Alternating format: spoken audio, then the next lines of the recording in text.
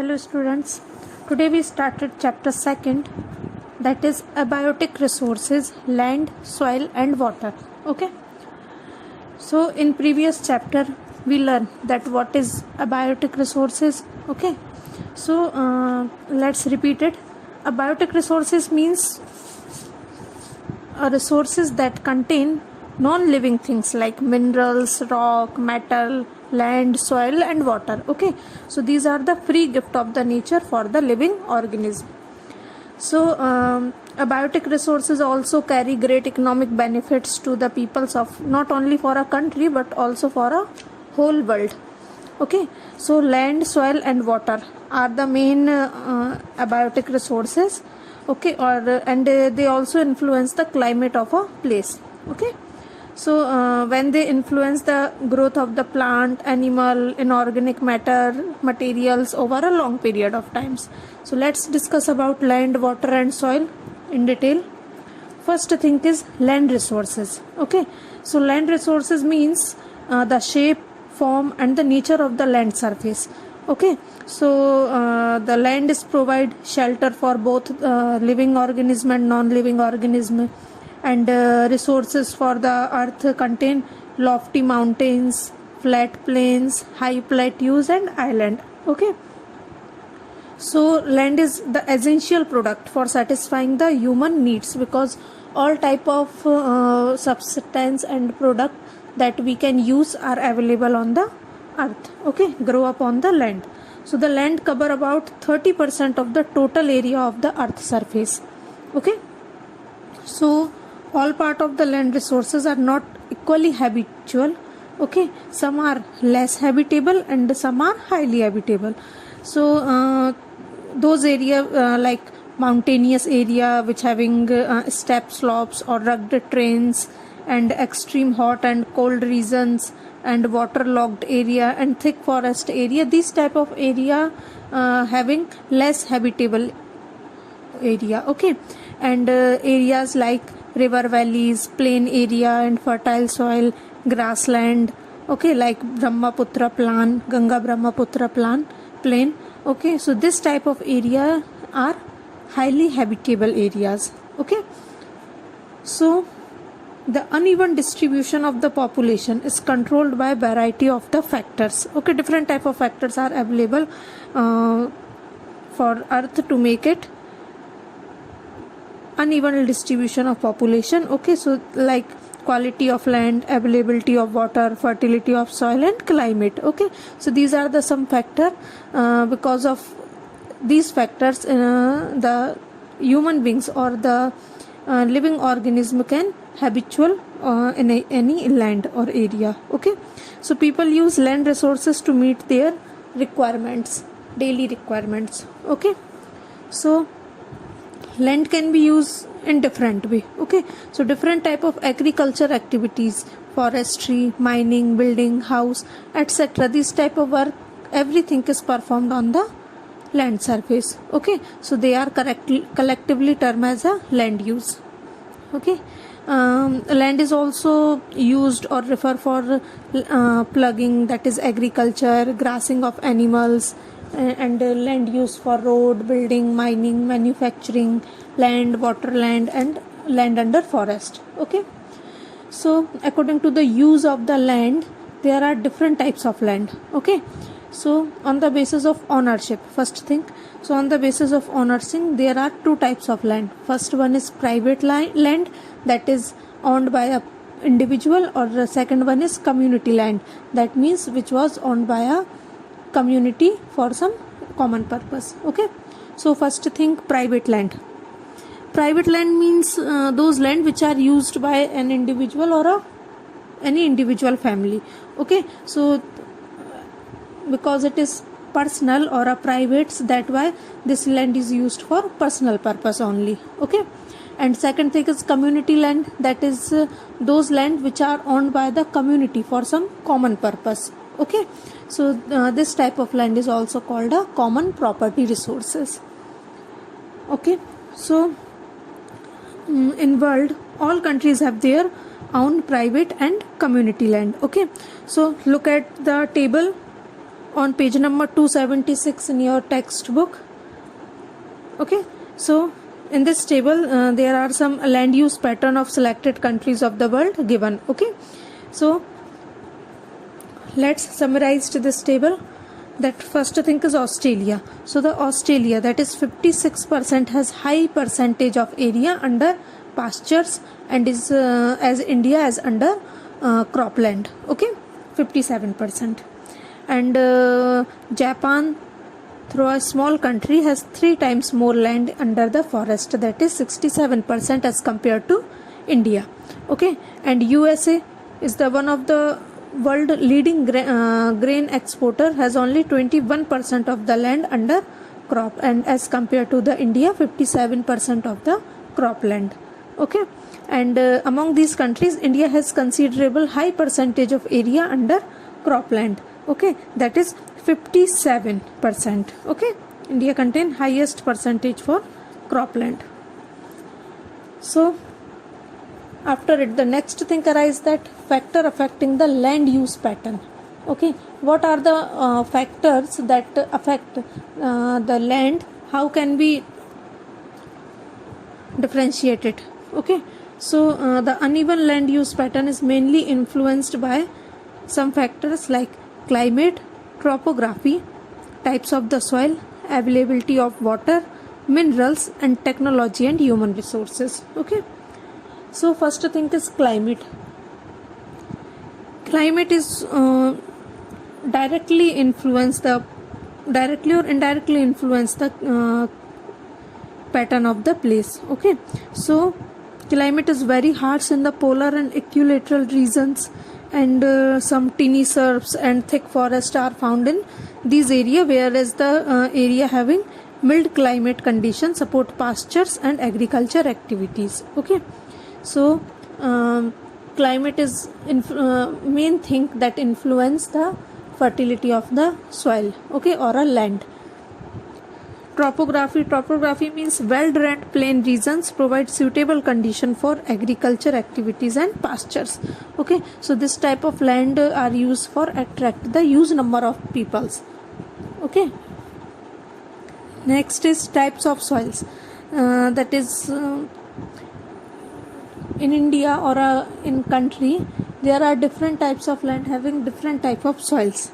Okay, according to their climate or their regional quality, that different type of soils are available on different places. So an adequate and the well planned land is use pattern can be seen in the area having fertile soil. Okay, that area like cold and hot desert have infertile soil. And availability of water, next thing is, so availability of water is for well developed and planned land use pattern. Okay, so it is essential. So all type of forest, crop, pastures, etc. need plenty of water to survive. Okay, so water is the basic need of living beings. So it's thus its availability is essential for the settlement of land use pattern. Okay, next thing is minerals. We all know that the huge industries can be set up in the vicinity, so the area having rich minerals deposit are more suitable for the industrial growth. Okay, so minerals deposit also influence the land use pattern of the place.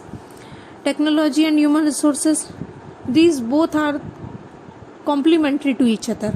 Okay, technology and human resources, because human resources use the technology to convert raw material resources into valuable product, and other way that human resources along with the technology are necessary for usefulness of land use pattern. Okay, so these are the some use of the land pattern, some conditions, that factors that influence the use of the land. Okay, now the next thing is arise that usefulness of the land resources.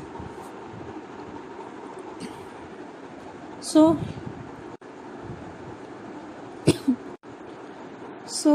we learn that land is very useful for us. Okay, so let's we discuss some of the points that describe the usefulness of the land resources. Okay, so land resources are rich source of the timber and other products such as gum, resin, medicinal herbs, etc. Okay, and we can use these products through the land. Okay. Land resources provide lofty mountains, high hills, plateaus, plains, river, ponds, oceans, etc. And these are also the storehouse of the minerals deposit, because there are different types of minerals are available in the different types of land quality. Okay. And they provide land both for personal and professional uses. When we survive in anywhere, when we settle in any place, it's called our personal, we can use personally the land. And if we working on a land like agriculture, forestry, mining, industrial growth, so this was a professional use of land. Okay. And land also provide rich farming ground, that is for agriculture. And land resources are also used for the place of tourist destination. Okay. So because of the use of usefulness of the land, land is most essential for us. That's why its conservation is also necessary. Okay. For use it more and more generations. Okay. So it is necessary to we can conserve the land resources. Okay. So the conservation of land resources means that the carefully use of the proper management of these resources. Okay. So they may be continue for be used. Okay. So even of the survival of the human beings depend upon the availability of these resources. There are some following measures adopted for the conserved land resources. Okay. Like use of biofertilization, fertilizer should be encouraged. Use of chemical pesticides and fertilizers should be regulated. Okay. For improving the condition of the land. Degradation rate and of the land should be checked. More trees should be grow. Okay. To make soil more and more fertile. And overgrazing should be controlled. And land should be reclaimed for the main use. So these are the some measures that can be adopted for the conservation of the land resources to conserve it for future or for next generation use. Okay. So after the land resources, the second most important abiotic resources is soil resources. Okay. So soil means a thin layer of a grainy substance cover the surface of the earth. Okay. It contains many type of qualities. Okay. So it can determine by its soil cover. Okay. So soil is formed by the disintegration of the rocks, decayed organic matters of living organisms, water and air. Okay. These are the some factors for the formation of the soil. So the topmost layer is called the crust. Okay. Which was made by decayed plant and died organism, and it is also called the humus. Okay. And this layer structure will be separate from the bedrock to the top surface layer, and this type of surface is called the soil profile. Okay. So soil profile is made with the divided by the number of horizons. Okay. So look at the picture on page number 279 in your textbook. Soil profile. Okay. So in this picture, the top soil is the horizon, A horizon. Okay. So it contains the humus and the finer particles of the rock, and it was the uppermost horizon of the soil profile. Okay. After it, second is subsoil. Okay. That means B horizon. So it lies below the top soil and contains small rocks particles, soluble minerals and iron oxides. Okay. Third one is fragmented rock material, that means C horizon. Okay. So in this third way of horizon, it lies below the subsoil and above the parent soil. Okay. So it is made up of a small piece of rocks that come from the parent rock. Okay. And the last one is called bedrock or the parent rock. Okay. So this type of horizon consists that solid unweathered rock. Okay. So these are the some different type of rocks, parent and different climatic produce different type of soils. Okay.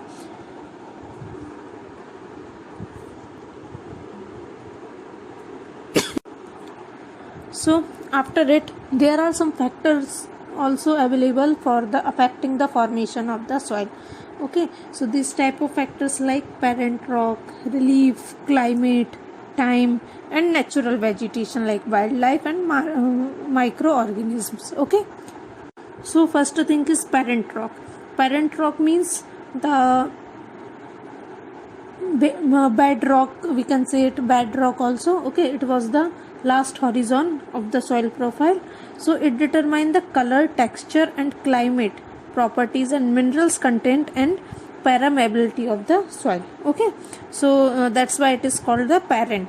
Okay, relief means both the altitudes and the slope of the relief determine the formation of the soil in many ways. Okay, like steep slope have thin soil layer, whereas the gentle slope have thick and deep layer of the soil.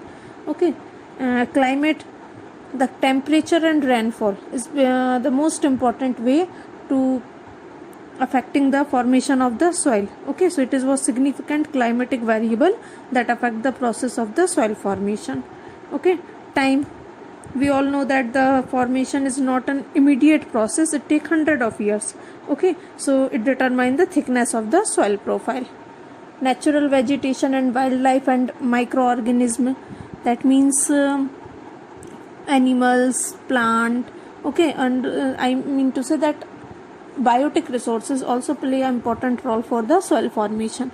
Okay, so the decayed plant material add humus to soil, and bacteria, fungi, protozoa causes decay in the plant and animals. Okay, so these are the some factors that affecting the formation of the soil. Next thing is degradation of the soil. Okay, so degradation of the soil, that means the proper use of the soil has become essential because it directly affected our food related demand. Okay, because many types of grains, crops all are grown due to the fertility or due to the quality of the soil. Okay, so when any soil properties is diminished or increased, so the soil erosion take place. Okay, so under the condition of soil erosion, soil is robbed of fertile and plant fail to grow. Okay, so the kind and degree of the soil erosion depend on the lots upon the structure and texture of the soil.